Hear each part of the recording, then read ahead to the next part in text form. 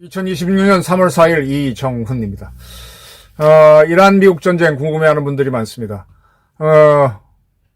이게 어떻게 될까 궁금해하는데, 우선 먼저 정리를 하게 되면요, 1991년에 걸프 전쟁이 있었습니다.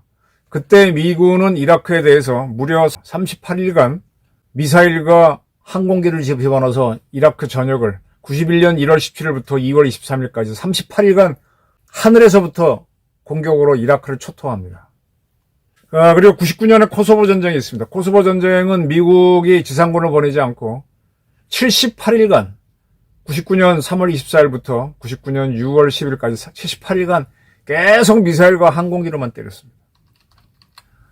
2003년 이라크 전쟁 때는 3월 19일 날 미군이 공습을 하면서 거의 동시에 이제 미 3사단을 집어넣었죠. 그때는 공지기동적인 개념으로 들어갔습니다.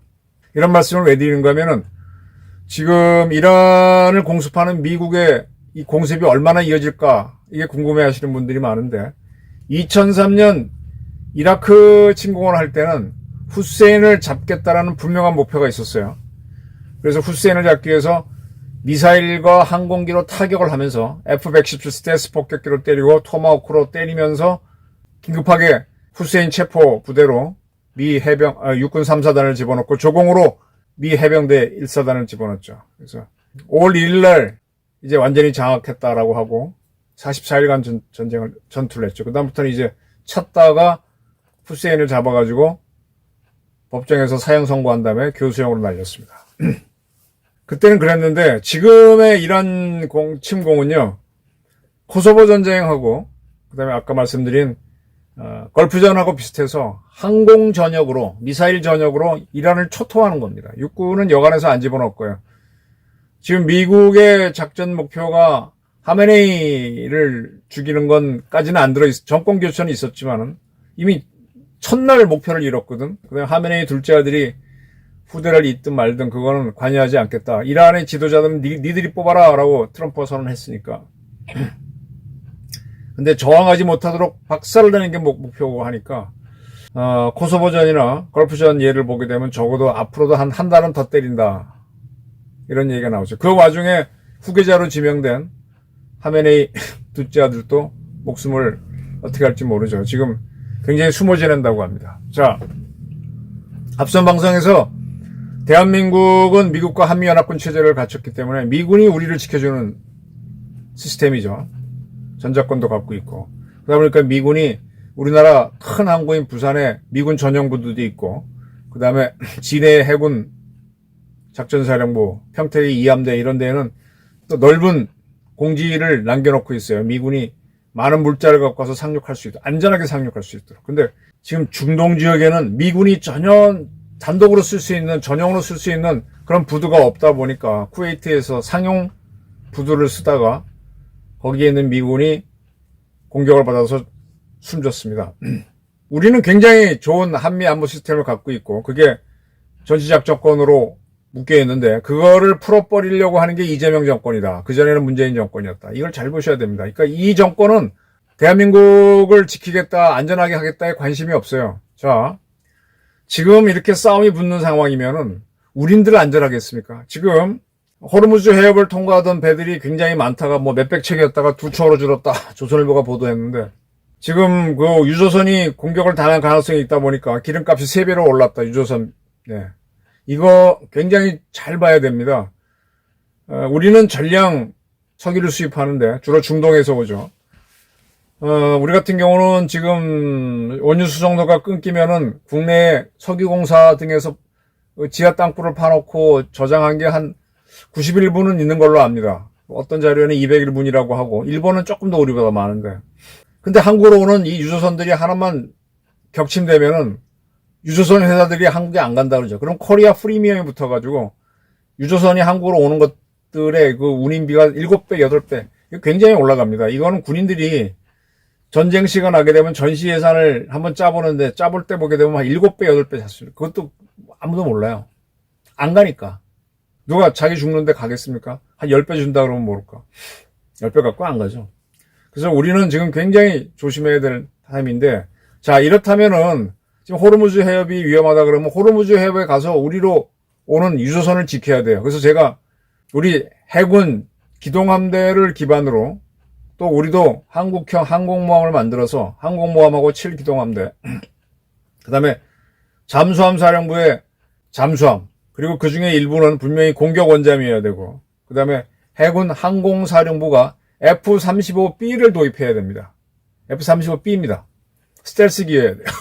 한 60대 갖고 있으면서 그것을 항공모함이 싣고 또 우리 기동함대에 있는 이지스함들이 호위하면서 또 밑에는 우리 공격 원잠을 포함한 잠수함들이 수중 호위하면서 호르무즈 해협까지 가야 되죠.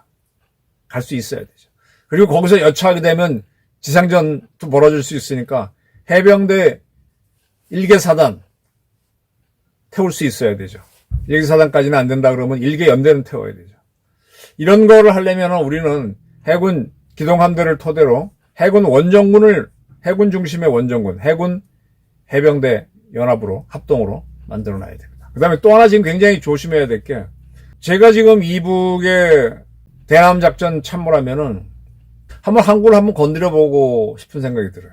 그것도 직접 걔네가 이북에서 미사일 쏘게 되면은 얻어맞을지 모르니까 이제 간첩들을 내려보내서 한국의 주요 시설, 한국 사람들이 지금 요즘 뭐 K 원전 좋아하고 저도 K 원전 없이 AI 시대 없다 이런 책도 냈는데 엿먹이기 위해서 원전 부근서 뭐 하나 터뜨려 버립니다. 그러면 그 즉시 모든 신문, 한겨레를 비롯한 모든 신문은 한국 원전 폭파 이렇게 하면서 웬만한 폭파 갖고는 원자로를 둘러싸고 있는 원자로 건물은 안 깨집니다. 미사일 맞아도 안 깨지는데 그렇게 보도될 거 아니에요. 그러면 원전이 불안하다라고 하게 되면 한국이 술렁거리죠. 그래서 지금은 이재명 대통령이 싱가포르 갔다 오고 거쳐서 이제 필리핀 갔다 오면서 기분이 업돼가지고 이러고 있는데, 지금은요 대한민국의 안전을 챙길 때입니다. 지금 한수원 사장도 임명하지 못하고 있잖아요. 카이 사장도 뭐 임명하는 것처럼 했다가 뭐 어쩌고 상당히 중요한 기관장들을 임명도 못하고 있어요. 그리고 제가 앞선 방송에서 말씀드렸지만 경찰청, 해경청, 소방청, 이게 우리나라에서 안전을 책임진 가장 중요한 기관이죠. 그 다음에 공수처, 검찰청도 안전이고 공수처장은 현재 재판받고 있고 중요 안전 책임자들이 다 공석이에요. 책임자들이 있어야 국내 안전을 할 거 아닙니까? 그리고 지금 해군 참모총장 징계 1년 1개월 정직한 데가 사의 표명했거든. 지금 안보 책임자도 빈자리가 있어. 지금 이 대통령은요 안보를 챙기고 안전을 챙겨야 돼요. 그리고 지금 분명해진 거는 지금 석유가 한국으로 오는 게 흔들릴 때 바로 원전이 있기 때문에 우리 석유 수용료가 끊겨도 원전은 국내에서 2년 이상 돌아갈 수 있습니다. 물론 석유가 없고 그러면 이제 전기량은 60%대로 줄어들겠지만 그래도 30% 정도는 원전으로 하고 석탄 돌리면 또 거의 커버가 되죠. 원전이 굉장히 중요합니다. 근데 원전을 다루는 한수원 사장도 임명 못하고 있고, 한수원 사장 임명하려면 반드시 안전 책임자로 해야 돼요. 지금 같은 상황에서. 그리고 지금 이재명 대통령은 국내 안전과 안보를 굉장히 챙겨야 됩니다. 북한이 뭐 할지, 지금 이란이 저 지경인데 뭐 어디에서 뭘 터뜨려서 방향을 돌릴지 지금 GCC 국가들 다 두들기고 있잖아요. 그러니까 북한도 슬쩍 한번 탕 터뜨려서 우리 깜짝 놀라게 해서 겁먹게 하고 니를 까부면 핵 쏜다 이럴 수도 있고 이런 상황입니다. 그래서 지금 우리는 석유 수정로 지키기 위해서 호르무즈 해협까지 갈 수 있는 해군 해병대 중심의 원정군, 해군 기반 원정군, 항공모함이 필요하죠. 공격 원전 필요하죠. 그걸 갖춰야 되고, 그다음에 국내에서는 어떠한 사건 사고도 안 나도록 안전을 강화해야 됩니다. 특히 원전 같은 분야는 사고가 나도 별건 아닌데 꼭 시끄러우니까 안전을 책임질 수 있는 사람을 사장으로 임명해야 된다.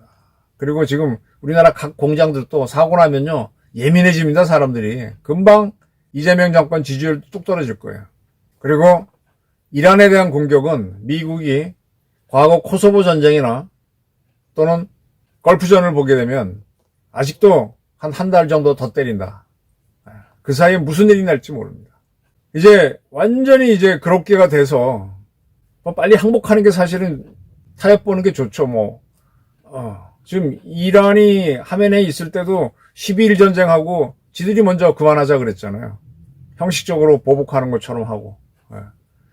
지금요, 이란이 얼마나 힘든가 하면은, 이란 호르무즈 해협을 보면은, 호르무즈 해협이 이란 쪽에 쑥 들어가 있고, 아라비아 반도에서 툭 튀어나온 반도가 있어요. 그 반도를 차지한 나라는 오만입니다. 오만에서 쿡 찌르는 모양으로 반도가 들어가고, 쑥 찔리는 모양으로 이란이 있는데, 거기가 호르무즈 해협인데, 그 앞에 섬들이 3개 있어요, 중앙에.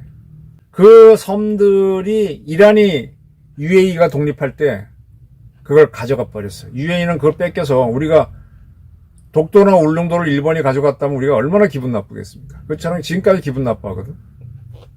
그 섬들이 호르무즈 해협 가운데 있는 섬 3개를 이란이 가져갔기 때문에 그 섬에서부터 UAE 사이 그 좁은 수로로 배들이 다니다 보니까 좁아지는 겁니다. 저는 아마 이번 사태를 계기로 UAE가 거꾸로 그 섬을 차지해서 호르무즈 해협을 넓게 쓰는 모양으로 아마 국제질서가 잡히지 않겠나. 이란은 영토를 일부를 잃을 겁니다. 이제 그렇게 해서 미국이 세계 질서를 잡겠죠. 상당히 지금 예민한 시기인데 대한민국은 안보와 안전을 챙겨야 되는데 이재명 대통령은 안 하고 있다. 아직도 전시작전 통제권 전환이나 매달리고 있다면 그는 진짜 심각한 대통령이다. 이렇게 지적하는 바입니다. 감사합니다.